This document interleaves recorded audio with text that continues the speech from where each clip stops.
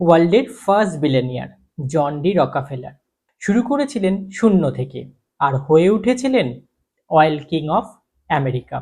তিনি তার এই শূন্য থেকে অগাধ সম্পত্তির সমস্ত সিক্রেট জানিয়ে গেলেন তার ছেলেকে ৩৮টা চিঠির মাধ্যমে।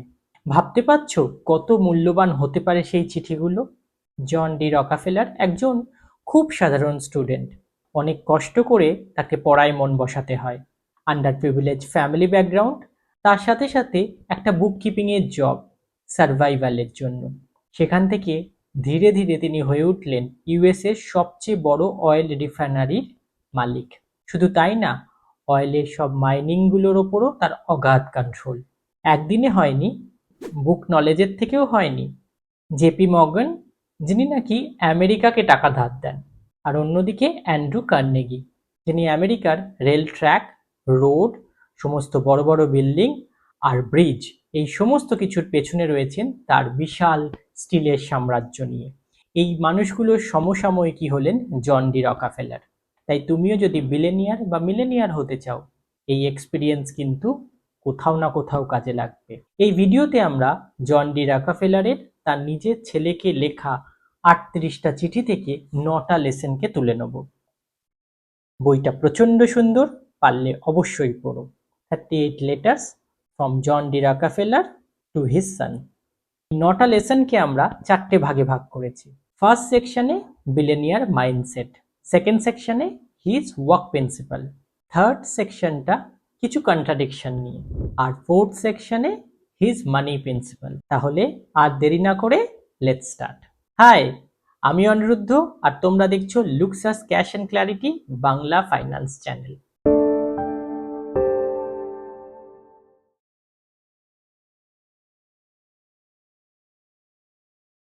বইটা শুরুই হচ্ছে মাইন্ডসেট নিয়ে। Starting point do not determine your end point. John D Rockefeller শুরু করেছিলেন একটা খুব সামান্য সার্ভাইভাল জব নিয়ে। সেখান থেকে তিনি হয়ে উঠেছিলেন অয়েল কিং অফ আমেরিকা। আমি যখন কিছু করতে শুরু করি, প্রচুর এক্সকিউজ আসে যে আমার এটা নেই, আমার সেটা নেই, করে না ওঠার প্রচুর রিজন। কিন্তু কখনো কখনো একটা রিজন বোধহয় সাফিসিয়েন্ট হয়ে যায় কোনো কিছু করতে চাইলে। আর এই মানুষগুলো সেটাই প্রুভ করে দেয়। তার লাইফটা এমনই চেঞ্জ হয়ে যায় যেটা স্বপ্নের থেকেও বেশি। মাইন্ডসেটের সেকেন্ড লেসনটা হলো I have no right to be poor. অনেকে পুওর হয়ে থাকা বা পয়সা না থাকা এটাকে খুব গ্লোরিয়াস ভাবে দেখে। এটা একটা এক্সকিউজও বটে যে বেশি পয়সা থাকা ভালো না, বেশি পয়সা থাকলে অনেক খারাপ জিনিসপত্র হতে থাকে, বা যাদের কাছে বেশি পয়সা আছে তারা খারাপ কিছু করে এই পয়সাটা ইনকাম করেছে। এই জিনিসটা একদমই ঠিক না। রকাফেলার মনে করতেন তার রিচ হয়ে আসাটা তার অধিকার, কারণ একটা রিচ মানুষই পারে অনেক বেশি লোককে অনেক ভালোভাবে বেটারমেন্ট দিতে। আমাদেরও কোথাও এই থটটা বদলাতে হবে।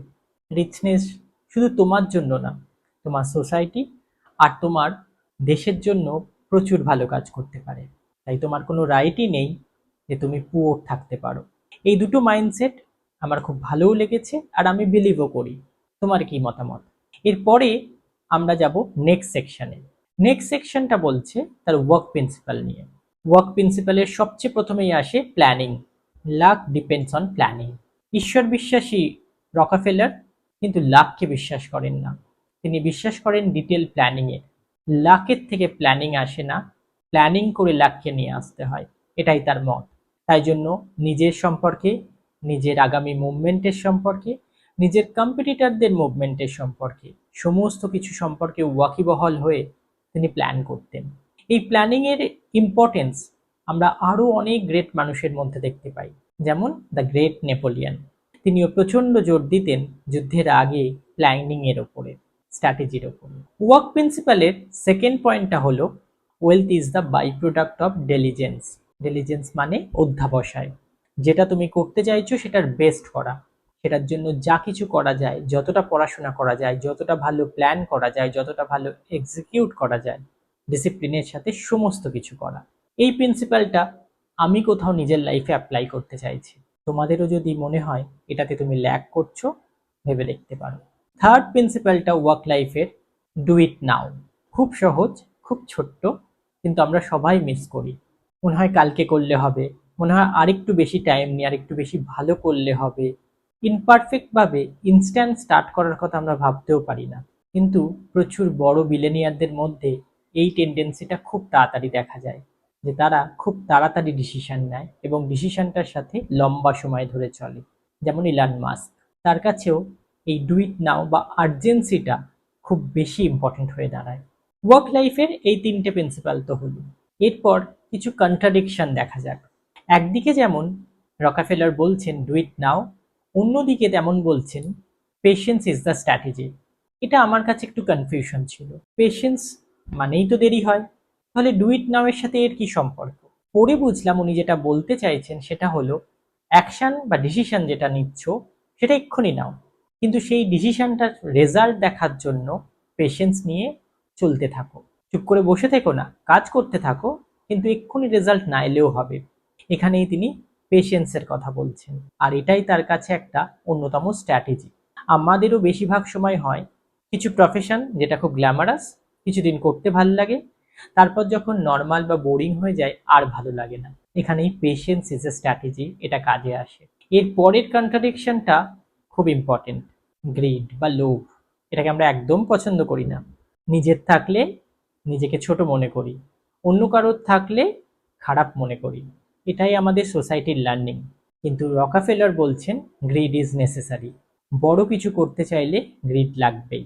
সেটা তোমায় ড্রিম দেখতে সাহায্য করবে, সেটা বুঝতে সাহায্য করবে কোনটা তোমার জন্য ভালো, আর সেটাকে স্ট্রিক্ট হয়ে থাকা। ইভেন এটা কম্পিটিশনকে অ্যানালিসিস করতে এবং তোমাকে হার্ডওয়ার্ক করে কম্পিটিশনকে ওভারকাম করতে সাহায্য করবে। এবার আমরা এসে গেছি লাস্ট পার্টে। লাস্ট সেকশনটা রকাফেলারের মানি প্রিন্সিপাল বা মানি অ্যাডভাইস। উনি খুব স্ট্রেট ফরওয়ার্ড ভাবেই বলছেন যে every penny should bring you the benefit. এখানে তিনি মানি কনসার্নের কথা বলছেন, কোথায় কি পয়সা আসছে, কোথায় কি পয়সা যাচ্ছে, কিভাবে ইউটিলাইজ হচ্ছে। আর তার সাথে বলছেন দু ধরনের মানুষ, তারা কিন্তু কখনো বড়লোক হতে পারবে না। তার কথায় একটা হচ্ছে যারা গ্ল্যামারাস লাইফ লিড করে, এটাকে তিনি ডেপথ লাইফও বলছেন, যারা নিজেদের শো অফ করে নিজেদেরকে ধনী দেখানোর জন্য ধার নিচ্ছেন বা প্রচুর খরচ করছেন। তার মত অনুসারে এই মানুষগুলো কোনোদিন রিচ হতে পারবে না। আর সেকেন্ড, এখানে কিন্তু তিনি বলছেন যারা টাকা সেভ করে। আমি একটু অবাকই হয়ে গেছিলাম। তিনি বলতে চাইছেন যারা ব্যাংকে টাকা সেভ করে, ইন্টারেস্ট আর্নিং লাইফ। তার মত অনুসারে এই মানুষগুলো কোনোদিন রিচ হতে পারবে না। শুনতে খুব ভালো না লাগলেও এটা তার কথা, আর হয়তো সত্যি। তাহলে কে রিচ হতে পারবে? রকাফেলারের মতে যিনি টাকা ইনভেস্ট করেন। তাই তার নেক্সট প্রিন্সিপালটা হচ্ছে take risk to make use of opportunity. যখন কোনো অপরচুনিটি তিনি দেখেছেন, তিনি সেখানে ইনভেস্ট করেছেন। কখনো এরকমও হয়েছে তার বাকি বোর্ড মেম্বাররা অ্যাকসেপ্ট করেননি। তিনি বলেছেন যে আমি নিজের খরচে এই রিস্কটা নেব, যদি লস হয় লসটা আমার, আর যদি গেইন হয় তাহলে কোম্পানি তখন সেই এক্সপেন্সটা রিফান্ড করে দেবে। আজকের বিলিনিয়ারদের মধ্যেও কিন্তু এই রিস্ক নেয়ার ক্যাপাবিলিটি দেখা যায়, যেখানে তারা অপরচুনিটিকে চেজ করার জন্য ইভেন নিজের বোর্ড মেম্বার বা টিমের এগেনস্টে গিয়ে নিজের পার্সোনাল ইনভেস্টমেন্টকে রিস্কে নিয়ে আসেন। এখানেই রইল নটা লেসন অয়েল কিং রকাফেলারের কাছ থেকে। ভিডিওটা ভালো লাগলে লাইক, কমেন্ট, সাবস্ক্রাইব করতে একদম ভুলো না। আর নলেজ কিন্তু সবচেয়ে বেশি আপগ্রেড করে। খুব সহজে এত বড় একটা মানুষের জীবনের লেসনগুলোকে আমরা জানতে পেরে যাই একটা ইউটিউব ভিডিওতে বা একটা বইয়ের মধ্যে। তাই সময় যদি নাও পাও, এই তিনটে ওয়েলথ ফান্ডামেন্টাল বই কিন্তু অবশ্যই পড়তে হবে। Richest man in Babylon, psychology of money, guide to investing. Description থেকে লিঙ্ক ভিডিওটা অবশ্যই দেখো। See you soon.